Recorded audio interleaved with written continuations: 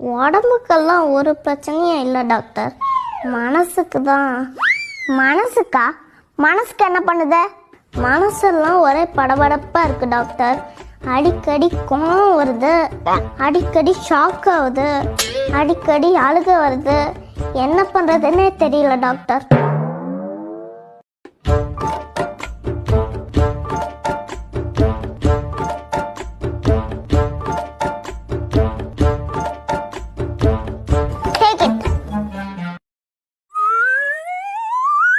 Doctor, என்ன சீரியல்லாம் பார்க்க வேண்டாம்னு எழுதிருக்கீங்க?